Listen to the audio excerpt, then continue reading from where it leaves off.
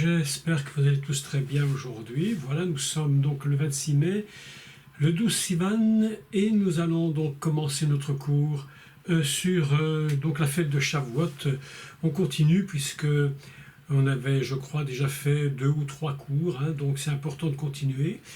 Donc voilà, j'espère que la Suisse se porte bien, la Corse, la France, le Canada qui est connecté de sitôt le matin. Vraiment, c'est vraiment formidable. Et je suis très heureux de pouvoir de nouveau être avec vous. C'est une journée magnifique. En plus, il y a un soleil splendide aujourd'hui. Donc voilà, on est très content d'être là. Alors, nous allons commencer immédiatement ce cours aujourd'hui. Et pour ce faire, donc, nous allons commencer par prendre quelques textes. On va lire ensemble. Et puis, nous allons, je vais vous commenter un peu tout cela.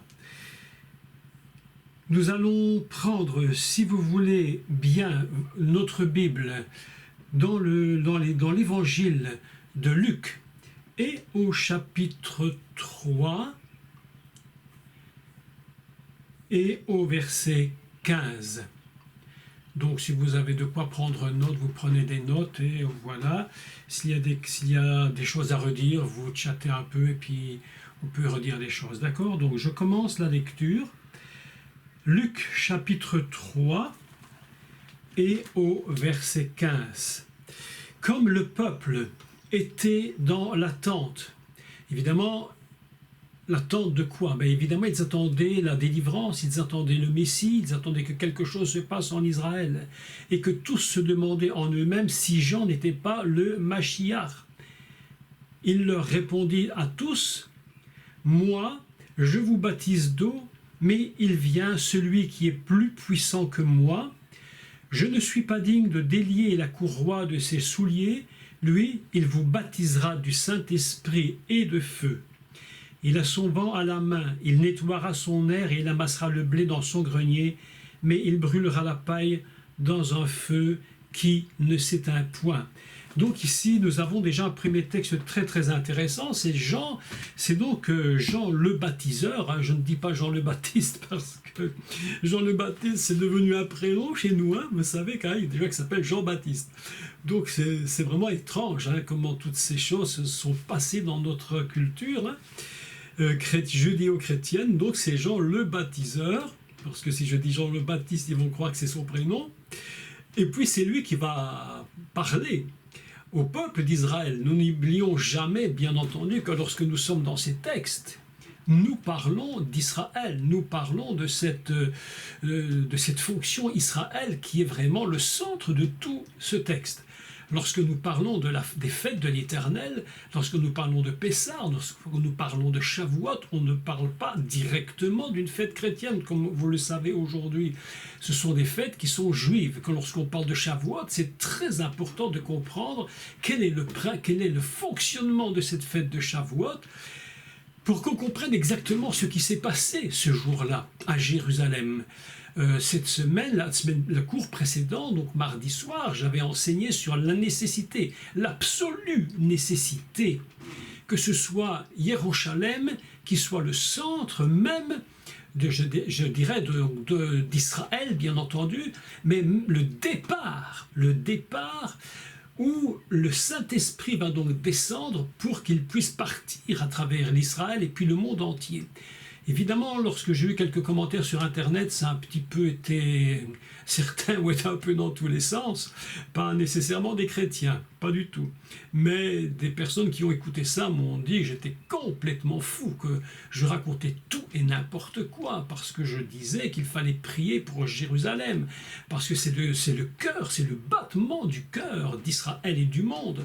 Alors évidemment, dans la situation dans laquelle nous sommes aujourd'hui, où pas tout le monde, mais une grande partie des gens sont totalement opposés à Israël. Vous imaginez bien que ces cours ou ces conférences, ça soulève un tas de problèmes, un tas de réactions extrêmement violentes, jusqu'à une vulgarité incroyable.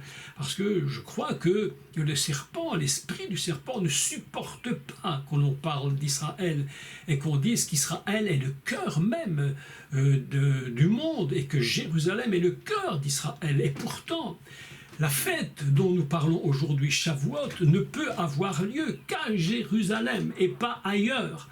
Donc, lorsque nous parlons de cette fête, il faut savoir de quoi on parle en tant que peuple d'Israël et les Juifs.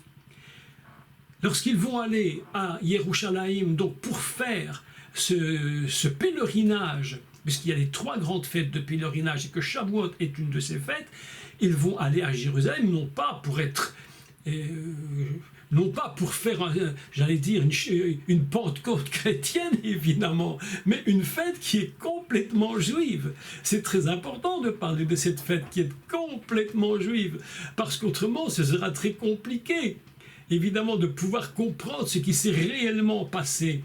Ce qui s'est passé ce jour-là, bien sûr, ce n'est absolument pas du tout quelque chose de chrétien, mais purement, je dirais, juif et divin. Donc, lorsque nous prenons Lévitique 24, donc nous allons le prendre, parce que c'est très intéressant, ou 23, pardon, je crois que c'est 23. Oui, c'est Lévitique 23, bien entendu, et que nous lisons le récit de cette fête.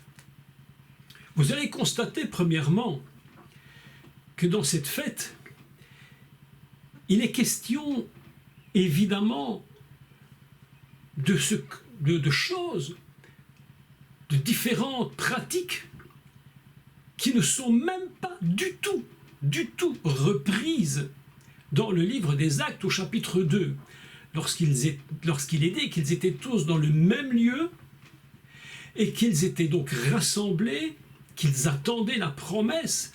Dans ce texte-là, le jour de Shavuot, on ne parle strictement pas du tout d'apparence de ce que représente cette fête en Israël pour les Juifs. Il va se produire autre chose. On ne parle pas évidemment du pain donc des 2 pains qui sont produits avec 2 dixièmes de farine. On ne parle pas des prémices, on ne parle pas d'agneaux qui seront sacrifiés, ni de béliers.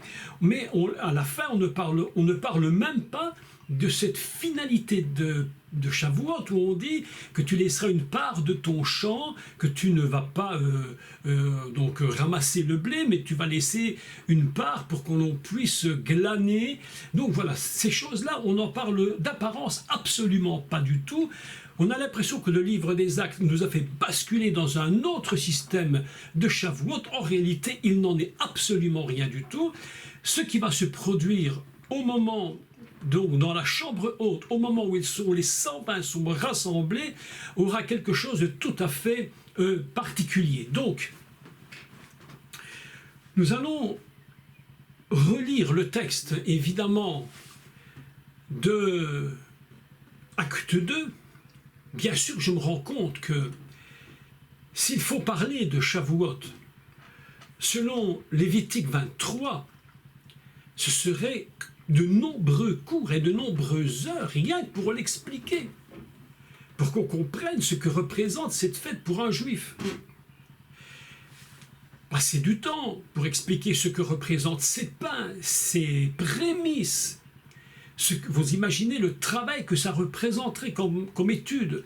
Donc, nous allons lire Acte 2 et nous allons essayer ensemble de comprendre ce dont il est question et ce qui s'est passé donc ce jour-là très spécial. Je prends Acte 2 et nous allons le lire ensemble.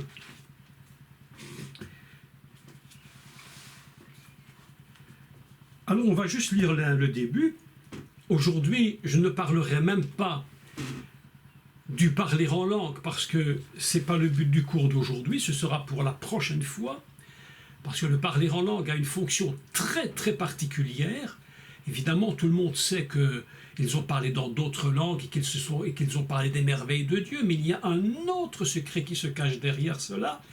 Et vous allez voir au prochain cours les différences qu'il y a entre cette Shavuot à Jérusalem et puis les baptêmes de l'Esprit plus tard. Donc, aujourd'hui, on va se contenter de parler de l'Esprit qui est venu et du feu. Lorsque j'étais plus jeune, j'entendais souvent parler du baptême de feu, mais tout le monde se posait la question, mais qu'est-ce que c'est que le baptême de feu? Il vous baptisera d'esprit et de feu. Donc c'est important de pouvoir se pencher sur cela. Je lis le texte avec vous, je le lis en français bien sûr, dans Actes chapitre 2 à partir du verset 1. Et nous commençons la lecture.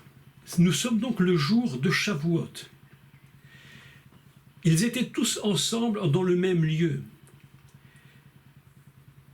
Il est écrit au chapitre 1, verset 13, « Quand ils furent arrivés, ils montèrent dans la chambre haute où ils se tenaient d'ordinaire. » Donc on voit qu'ils sont dans un lieu où les 120 sont rassemblés là, dans cet endroit. Donc le jour de Shavuot, ils étaient tous ensemble dans le même lieu. Subitement ou tout à coup, il vint du ciel un bruit comme celui d'un vent impétueux. Il remplit toute la maison où ils étaient assis. Des langues semblables à des langues de feu leur apparurent séparées les unes des autres et se posèrent sur chacun d'eux, et furent tous remplis du Saint-Esprit et se mirent à parler en d'autres langues, selon que l'Esprit leur donnait de s'exprimer. On a donc ici plusieurs choses qui se produisent. La première, c'est donc une version hébraïque du livre des Actes. Il y a plusieurs textes, plusieurs traductions du livre des Actes, mais une traduction intéressante aussi nous parle de Ra'ash Agadol. Ra'ash Agadol ne signifie pas un vent impétueux, mais signifie une grande secousse, comme s'il y avait eu un énorme tremblement de terre qui aurait produit un bruit absolument fantastique. D'ailleurs, cela est tellement été puissant que ceux qui étaient à Jérusalem, probablement au temple, ils ont entendu ce qui s'est produit, ils se sont tous mis à courir pour entendre ce qui s'était produit. Et il dit que suite à cela, sont apparues des langues de feu et qui sont posées sur chacun d'eux.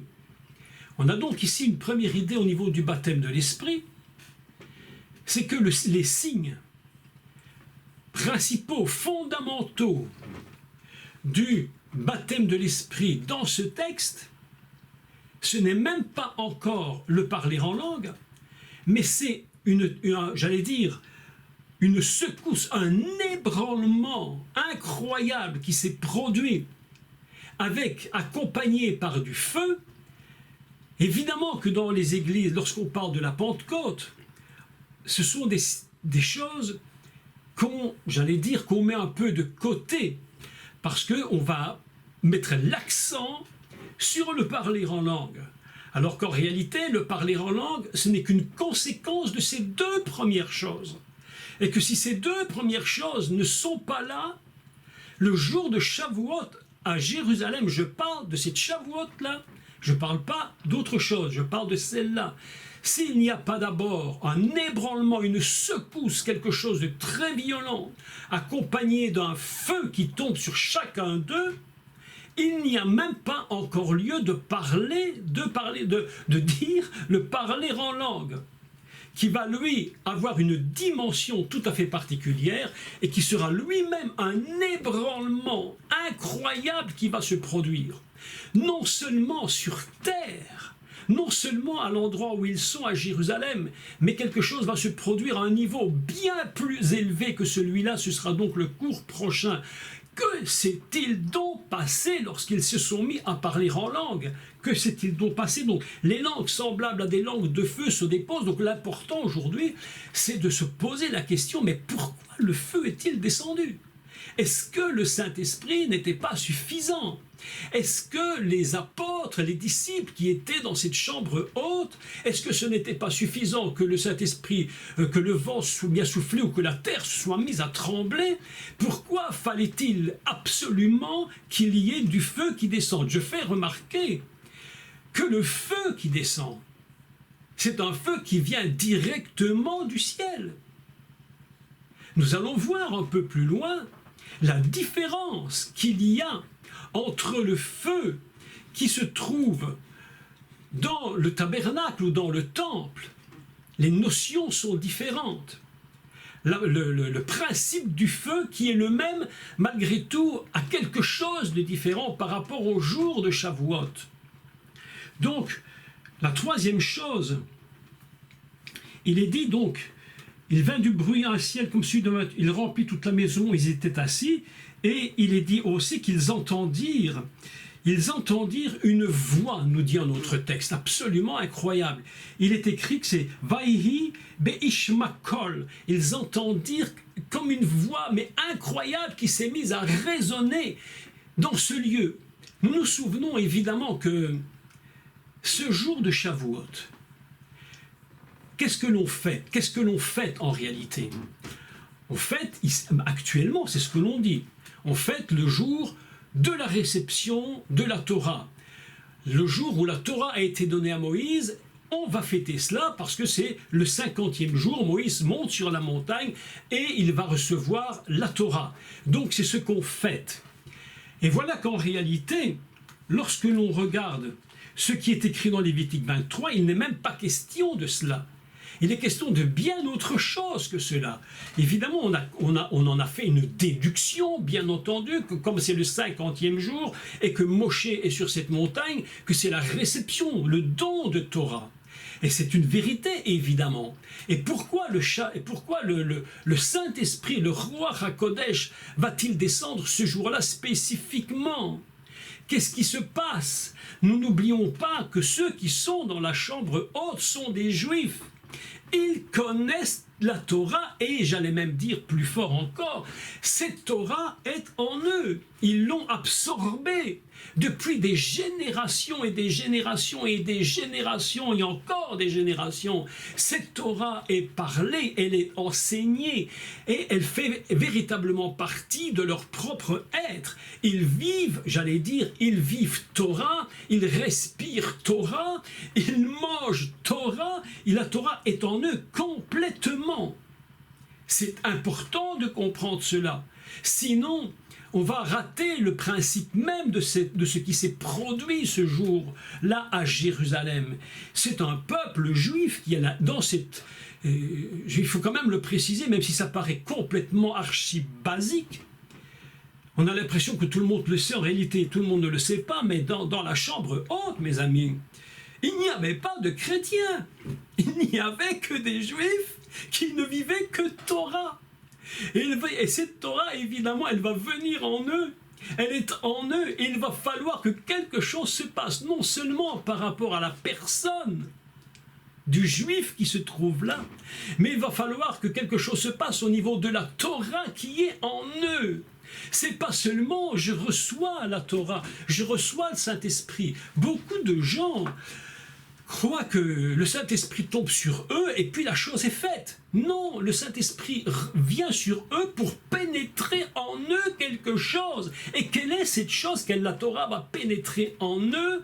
Celle que Dieu va faire pénétrer en eux par l'Esprit, c'est la Torah qu'ils possèdent en eux-mêmes. Évidemment.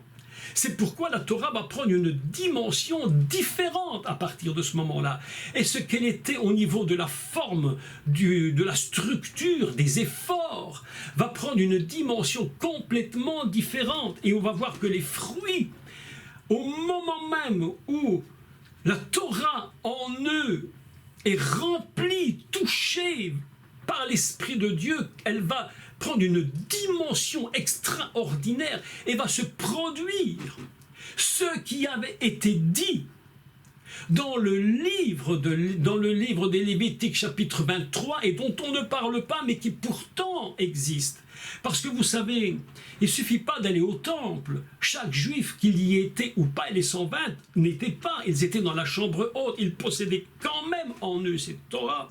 Elle va prendre une dimension et le fruit qu'elle va porter sera, j'allais dire, le commencement, le départ, la prémisse, selon qu'il est écrit dans Lévitique 23, que ce sont des prémices.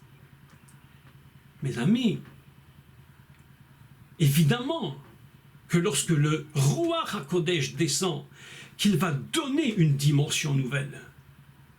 Ce n'est pas simplement une révélation, c'est plus, ce sera une vie. La Torah qui était en eux va devenir subitement une Torah de vie. Et eux-mêmes vont bénéficier de cette Torah de vie en eux. On peut, vous savez, on peut très bien posséder, l'exemple est toujours un peu limite catastrophe, mais on n'a pas beaucoup de choix pour expliquer les choses de Dieu. C'est tellement compliqué. Pour prendre un exemple qui soit suffisant, mais si vous avez une voiture, c'est très bien, vous pouvez la posséder, vous pouvez vous mettre à l'intérieur. Moi, je me rappelle, lorsque j'étais enfant, mon père avait une très vieille voiture qui ne roulait plus. Alors, avec mon frère, on montait dans cette très vieille voiture qui était là à l'abandon, et puis on s'amusait à conduire, on prenait le volant, on passait les vitesses comme on pouvait. Il n'y avait pas de carburant, il n'y avait plus rien, plus d'électricité dans ce mode, pas de batterie, rien. Donc, c'est un peu ça ce qui se produit. C'est un peu comme une voiture dont elle n'a pas l'énergie nécessaire pour pouvoir faire exactement ce à quoi elle est appelée. Mais à quoi est appelée la Torah? À quoi sont appelés tous ces principes? Sinon de révéler un jour l'essence profonde de la Torah, qui est la fonction du Mashiach. L'autre jour, il va se reconnaître d'ailleurs, on me posait une question concernant la parole de Jésus qui est quand même assez surprenante lorsqu'il déclare, et c'est vrai que ça pose une question, lorsqu'il déclare « Nul ne vient au Père que par moi ». On se dit « mais c'est impossible ». Qu'est-ce que Yeshua est en train de nous dire? Ce qu'il voudrait, si on prend le texte, j'allais dire, purement chrétien évangélique, ou catholique, ou tout ce que vous voulez, enfin tout le système. Mais on se dit qu'il n'y a que nous qui sommes sauvés, que les Juifs n'y comprennent rien. Mais quand Yeshua parle, nul ne vient au Père que par moi, ben, il ne parle pas des chrétiens, il parle à des Juifs. Est-ce que vous êtes d'accord avec moi? Il ne parle pas à des chrétiens, il parle à des Juifs. Donc il dit nul ne vient au Père que par moi, mais les Juifs ils disent mais qu'est-ce qu'il nous raconte? Ils ne comprennent rien. C'est impossible à comprendre. La réalité, je l'explique très rapidement, c'est que, écoutez-moi bien, ce que je vais dire ici, probablement, vous ne l'avez pas dit, vous ne l'avez jamais entendu, probablement même pas pensé. Enfin, je ne veux pas mettre tout le monde dans le même panier, en croyant qu'il y a qu'un moi qui sait tout, qui trouve. La réalité, c'est que même, écoutez-moi, même le juif, qui met en pratique la Torah d'une façon extrême, il s'approche de Dieu, il fait le korban, c'est-à-dire il s'approche de Dieu. Nul ne vient au Père que par moi, mais où est le Mashiach là-dedans? Mais mes amis, lorsque Israël, lorsque les grands prêtres, lorsque les sacrificateurs, lorsqu'ils font leur service au temple, qu'ils sacrifient, qu'ils allument la menorah, qu'ils l'entretiennent, nous allons parler de ça. Vous allez voir que Shavuot, c'est quelque chose de fabuleux par rapport à ça. Lorsqu'ils sont là en train de faire les sacrifices et qu'ils s'approchent du Père, du Créateur, mais par qui le font-ils? Mais d'une façon extrêmement voilée et je dirais limitée, puisqu'ils savent tous très bien, et tous les rabbins vous le diront, que la dimension suprême qu'on appelle le Keter, la couronne, personne n'arrive à l'atteindre. Ce niveau de la royauté céleste, on n'y arrive pas. Ils ne font que s'approcher. Mais par qui s'approchent-ils? Vous allez me dire, ils s'approchent évidemment, ils s'approchent par les sacrifices. Mais mes amis, mais qu'est-ce que c'est les sacrifices? Si ce n'est l'image du Mashiach qui est limitée à ce sacrifice, mais elle représente le Mashiach. C'est-à-dire que nul ne vient au Père, nul ne peut s'approcher à travers le sacrifice qui est l'image du Mashiach. Nul ne peut venir si ce n'est par ce système, par ces korban, par ces sacrifices, tous ces pratiques qu'ils mettent là. C'est à cause de lui que tout se produit. L'apôtre Paul l'avait bien compris, parce qu'il dit que tout est en lui, tout est avec le Mashiach, tout est fait pour lui, tout est par lui. Même le juif, écoutez mes amis, je vais vous dire quelque chose, c'est peut-être incroyable, peut-être surprenant, je ne sais pas si tout le monde va me comprendre, mais même aujourd'hui le juif, qui n'aime pas ou qui ne croit pas évidemment que Yeshua est le Mashiach, lorsqu'il fait toutes ces mitzvot, lorsqu'il fait tout ce qu'il peut faire pour s'approcher, ce qu'il fait, ce n'est que l'image de qui est réellement le Mashiach. Mais il ne le voit pas, c'est voilé, c'est caché. Il va falloir que ce soit dévoilé. Et voilà le secret de Shavuot, c'est un dévoilement de la Torah dans sa réalité et dans son essence profonde. C'est ça, Shavuot. C'est la Torah en toi. Tous tes efforts, tout ton travail, tout ce que tu peux faire, tout ce que tu peux mettre en pratique pour connecter le Maître en toi-même. Tu fais tout ce que tu peux, mais ce n'est que parce que ce que ces choses représentent la fonction messianique. C'est pourquoi Yeshua déclare « Mais nul ne vient au Père que par moi, d'une façon cachée ou d'une façon révélée, mais c'est impossible autrement. Il est le centre de la vie. » C'est pourquoi le jour de Shavuot, quelque chose va se produire. Les chrétiens ont cette fâcheuse habitude, mais c'est pas leur faute, c'est pas leur faute de croire qu'ils sont les seuls au monde à comprendre. Mais mes amis, lorsqu'un juif va au temple, lorsqu'un juif prie à la synagogue, il ne prie pas le diable, il prie le même Dieu, quand même, non? Il me semble. Il ne se rend pas compte que toute la parole qu'il lit, les prières, c'est en réalité le Mashiach complètement voilé. Et il va falloir le dévoiler. C'est ce que Paul dit. C'est lorsque le voile est ôté qu'apparaît la splendeur de l'Évangile. Et c'est ce qui va se produire. Donc revenons un peu à nos moutons, qu'à de le dire. Vous voyez que s'il faut étudier Lévitique 23 d'une façon détaillée, mais vous allez comprendre que tout ce qui est à l'intérieur, tout ce qui se pratique à Jérusalem, au temple, en réalité, mais c'est qui? C'est le Messie, caché. Donc, voilà que nous nous trouvons le jour de Shavuot à Jérusalem. Et au temple, il est en train de se produire des choses. Les prêtres sont en train de mettre en pratique toutes les formes de cette journée, de cette fête. Ils sont en train de faire tout ce qu'il faut faire. Mes amis, il ne faut jamais oublier le parallèle qu'il y a entre les deux situations. Il y a une situation à Jérusalem, au temple, où on va lire des extraits des prophètes. Et l'extrait de ces prophètes sont absolument fantastiques, parce que je crois que c'est dans Ézéchiel, si je ne me trompe, un texte absolument surprenant. Je l'avais déjà lu, mais je le relis parce que ça vaut la peine de le lire. Je regardais et voici, il vint du septentrion un vent impétueux, une grosse nuée, une gerbe de feu qui répandait de tous côtés, une lumière éclatante au centre de laquelle brillait, comme la traduction littérale, c'est comme un œil sortant du milieu du feu. Nous sommes ici dans un texte absolument surprenant. Nous sommes en train de constater que ce qui est prophétisé, alors la référence c'est Ézéchiel chapitre 1.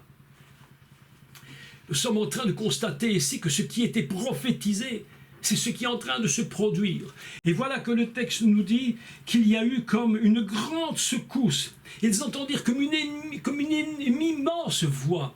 À quoi cela nous fait-il penser? Mais mes amis, immédiatement une chose, c'est que ce qui se passe ce jour-là, à Shavuot, c'est ce qui s'est produit de la même façon dans une j'allais dire dans une comparaison extraordinaire, lorsque Moshe était sur la montagne du Sinaï. La Bible nous dit que la Torah lui a été donnée dans le feu, il est sorti avec les louchot, donc les tables de la loi, il était vers le peuple. Et où cela s'est-il produit? Sur la montagne, dans le feu.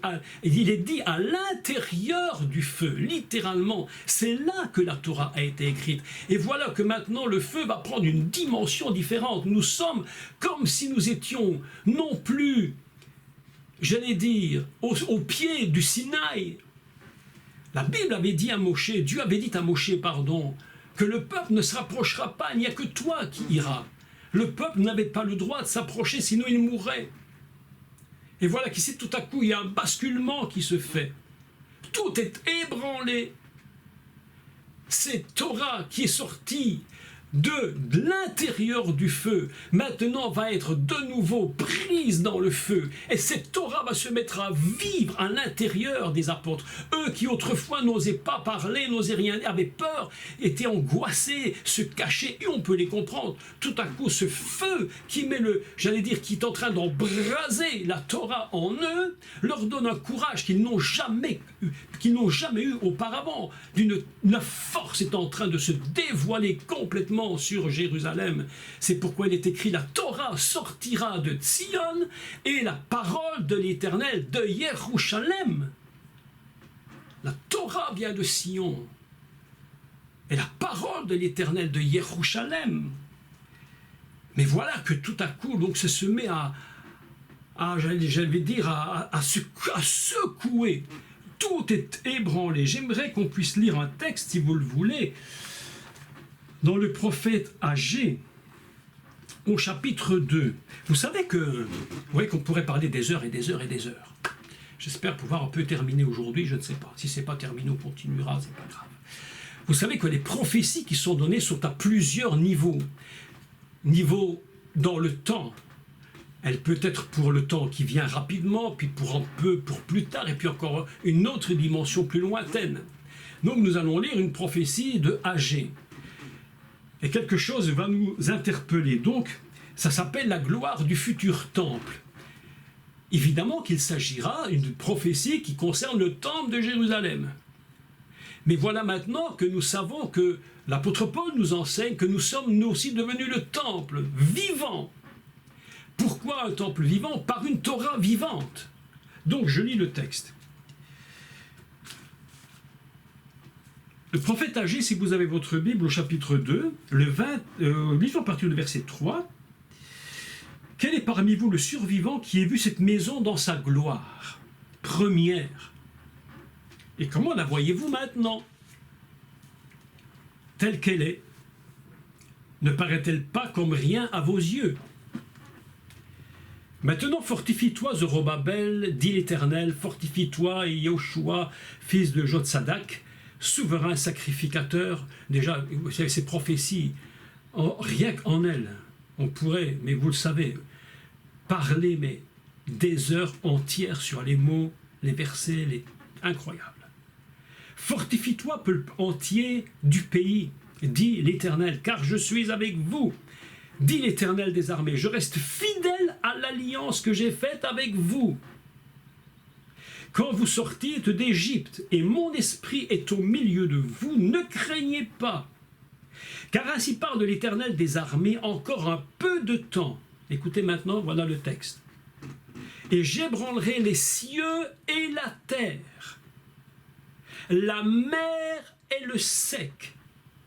J'ébranlerai toutes les nations, les trésors de toutes les nations viendront et je remplirai de gloire cette maison, dit l'Éternel des armées. Moi je continue, on va terminer.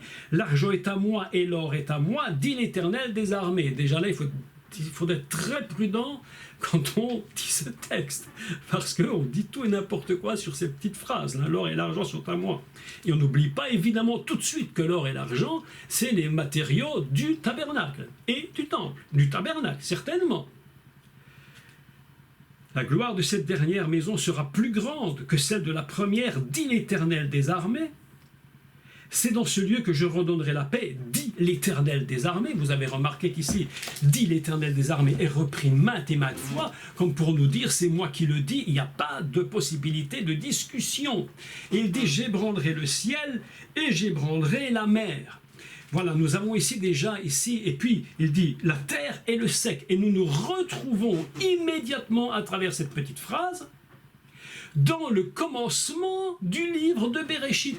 Donc que va-t-il se produire à Shavuot?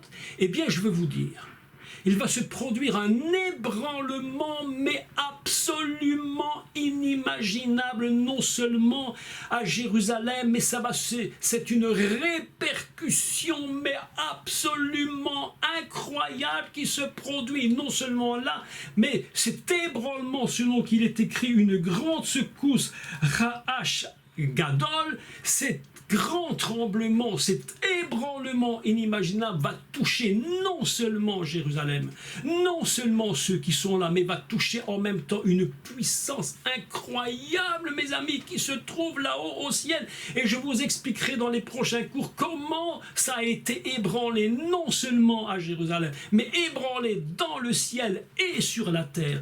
Et il dit, et j'ébranlerai également le sec, et j'ébranlerai également la mer, mes amis. On n'oublie pas que c'est une parole du commencement de la Torah, c'est pas n'importe quoi. Mes amis, ce qu'on appelle le baptême, ils furent tous baptisés le jour de Shavuot.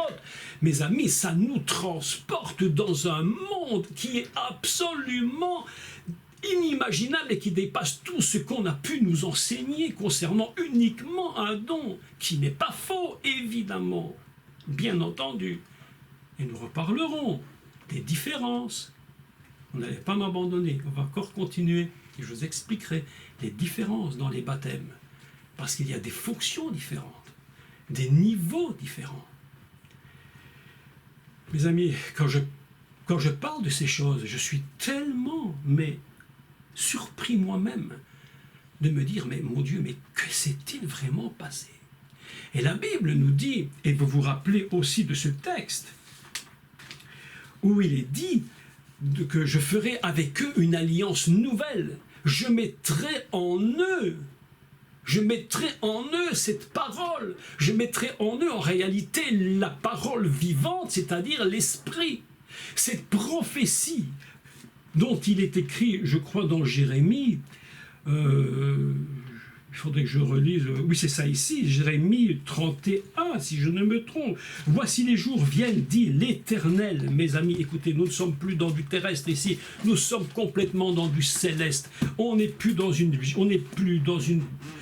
Pentecôte uniquement d'église, où on fait du tout et souvent du n'importe quoi, où on a poussé les gens à faire des prières en langue qui ne tenaient même pas. Écoutez, je suis franc, tant pis sur même plus, mais qu'importe, mais on a raconté n'importe quoi, on a même poussé les gens à faire du parler en langue qui n'en est même pas, du tralala et du n'importe quoi. C'est absolument un drame épouvantable, et les gens croient qu'ils sont et qu'ils ne sont réellement pas du tout. Mes amis, il faut arrêter, il faut passer à autre chose. Non? Est-ce que vous ne croyez pas? Moi je le crois. Où je ferai avec la maison d'Israël, la maison de Juda, une alliance nouvelle. Ah mes amis, je ne suis pas contre le parler en langue, et vous le comprenez, vous le savez, je vous expliquerai ce que c'est le vrai du vrai.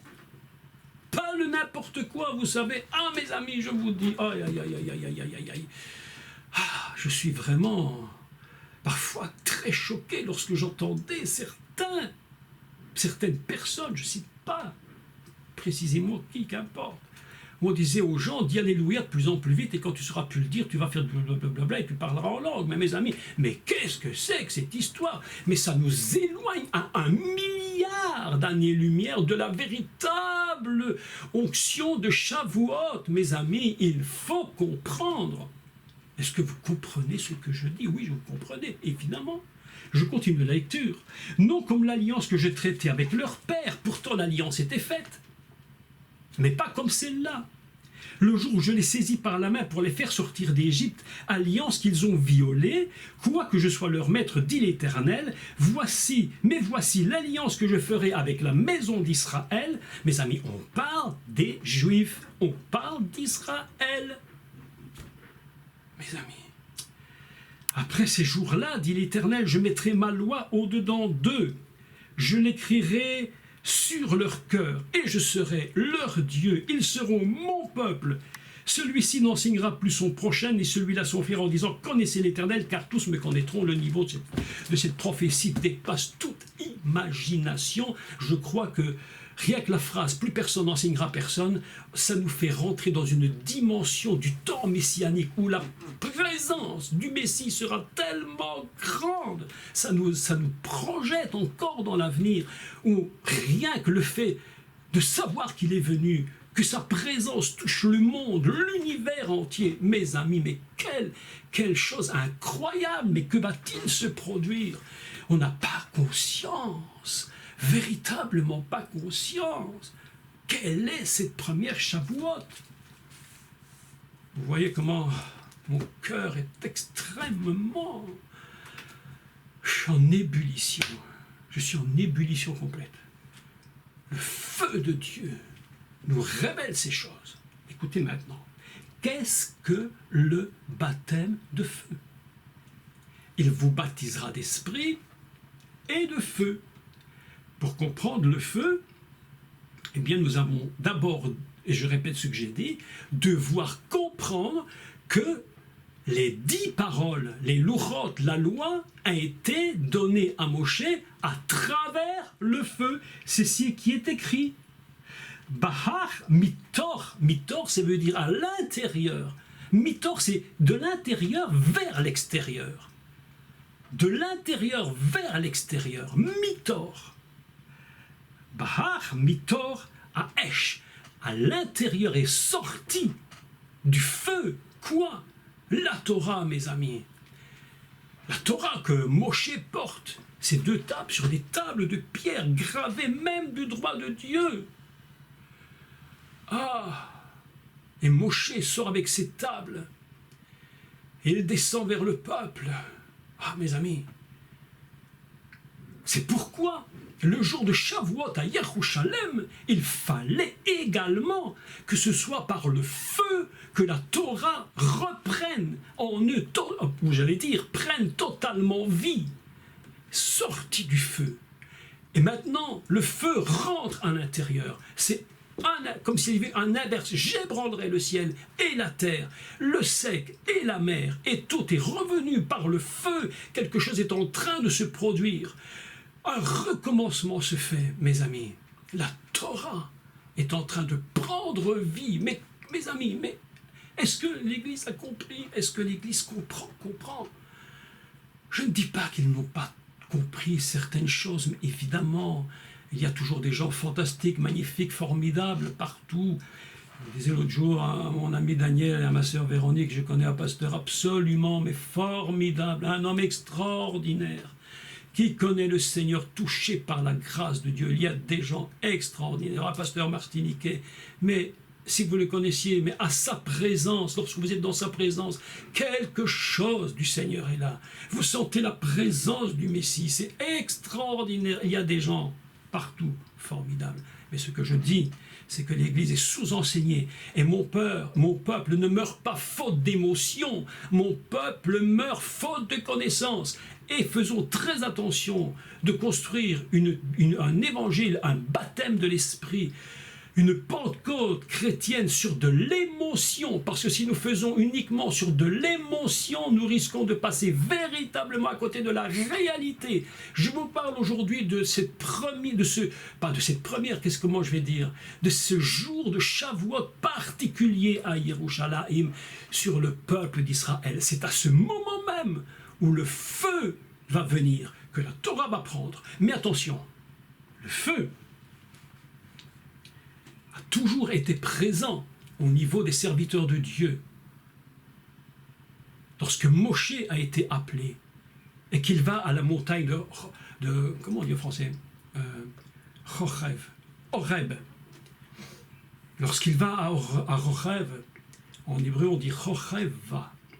Petite différence grammaticale. Horeva signifie aller vers Horeb. Lorsque Moshe y va, qu'est-ce qu'il voit? Un buisson. Et le buisson est comment? Pas comme tous les buissons. Il est en feu. Et la voix est dans le feu.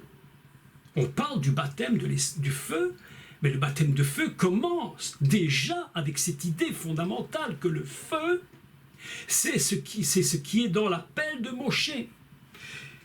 Lorsque le peuple d'Israël se déplace la nuit, la colonne est de feu. Lorsque l'Église, normalement,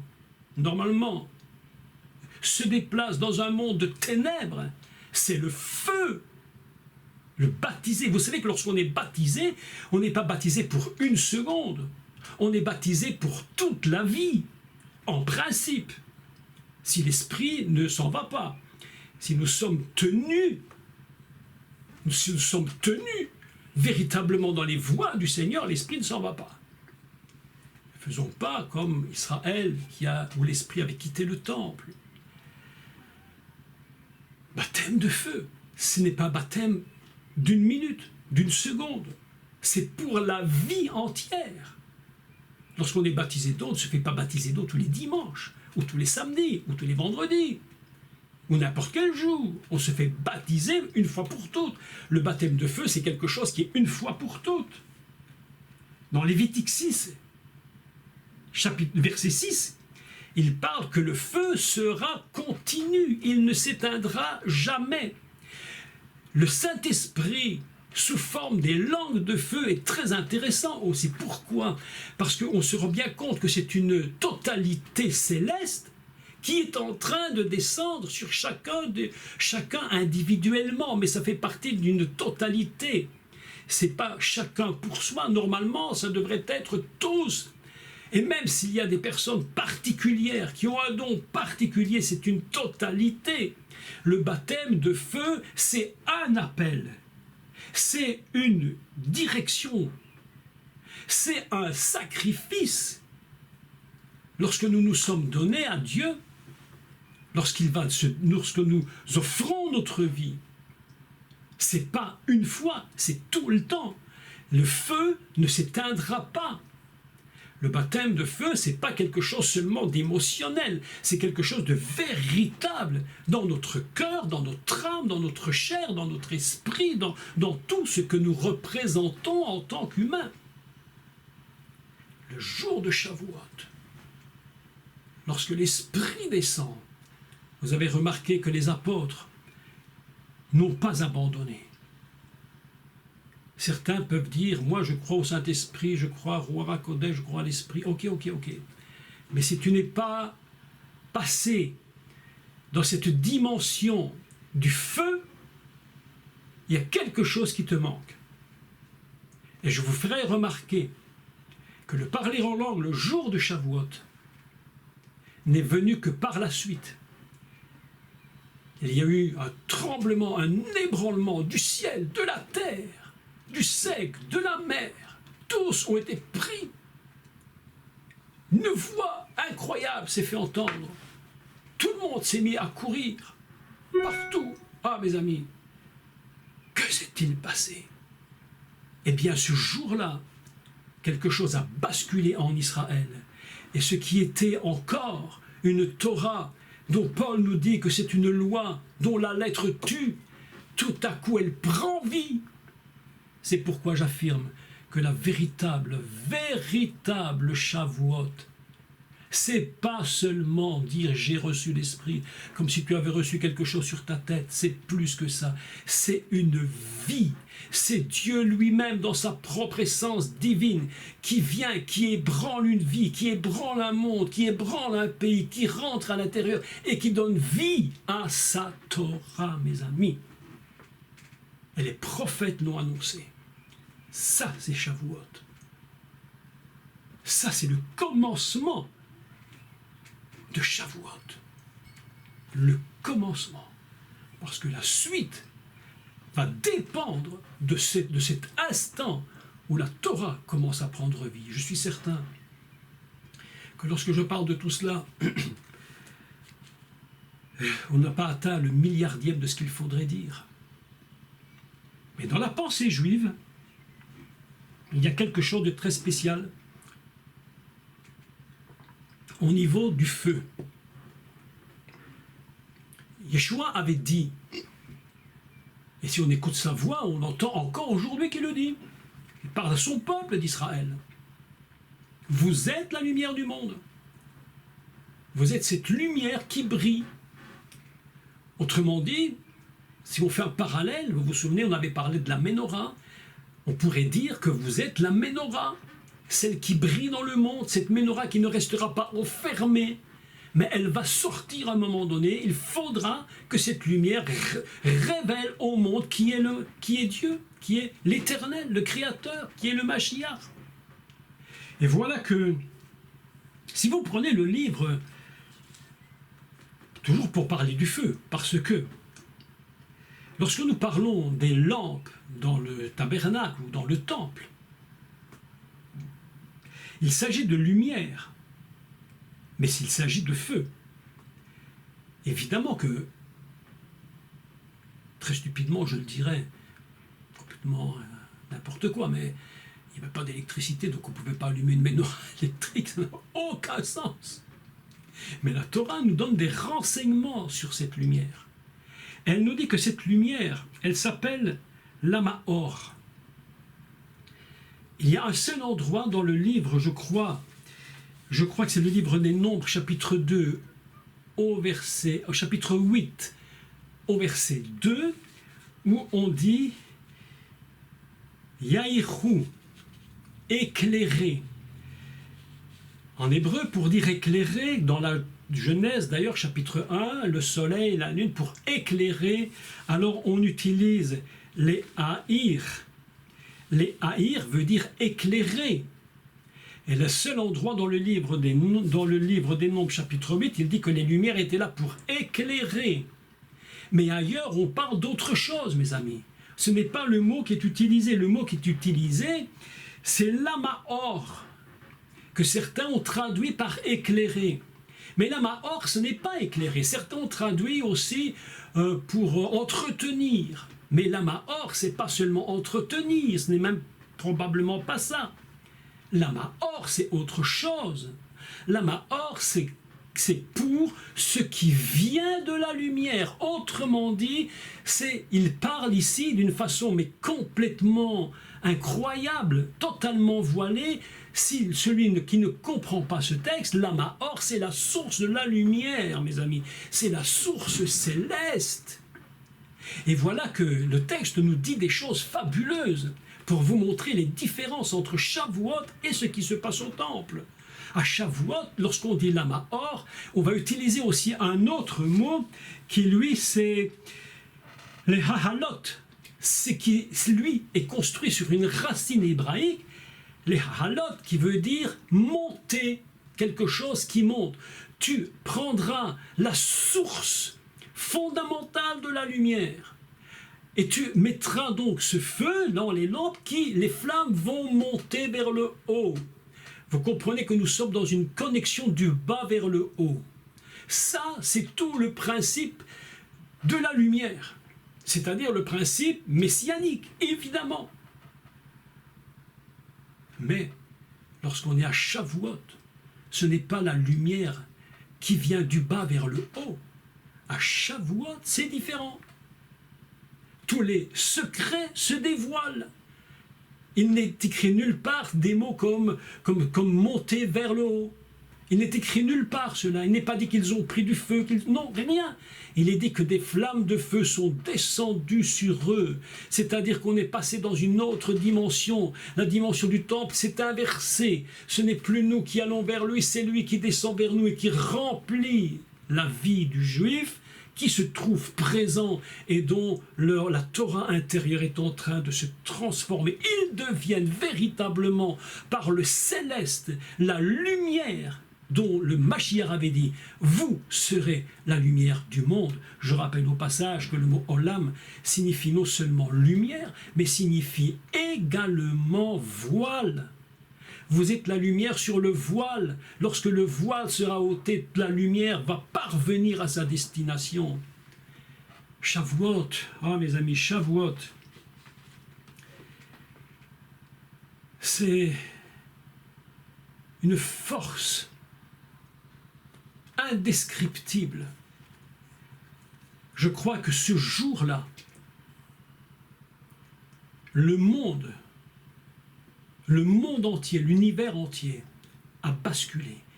Quelque chose a été brisé.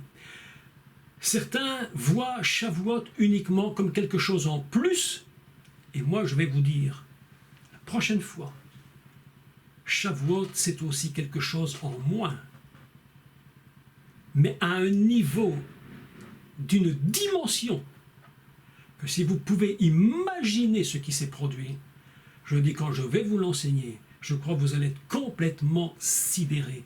Parce que vous allez voir quelque chose et entendre quelque chose d'absolument fabuleux.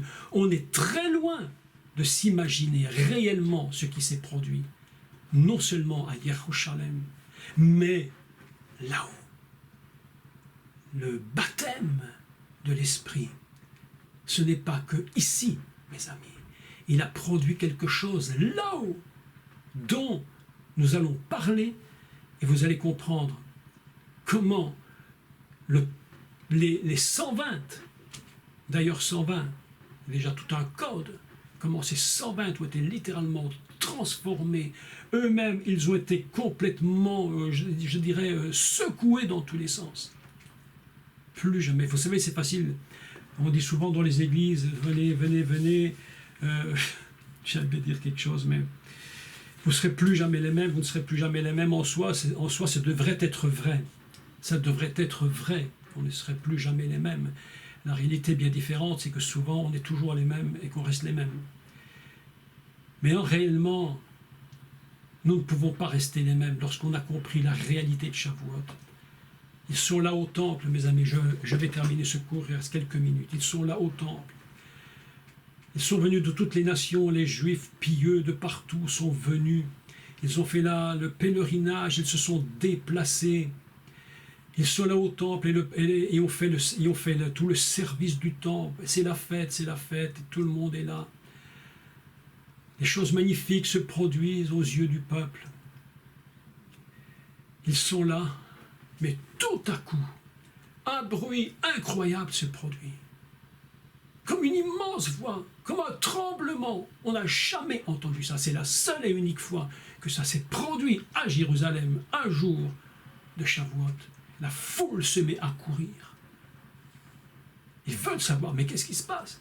Si c'était aujourd'hui, on dirait qu'il y a eu un attentat terroriste. Mais je vais vous dire, celui qui a fait du terrorisme contre le diable, c'était bien le Seigneur, le jour de Shavuot.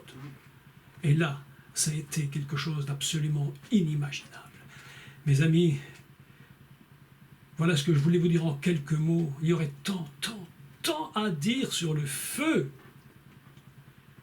Mes amis, nous allons continuer la fois prochaine et nous allons parler cette fois-ci du parler en langue. Ce qu'il représente, ce qu'il est, ce qu'il a produit, en bas et en haut. Et ce sera notre prochain cours.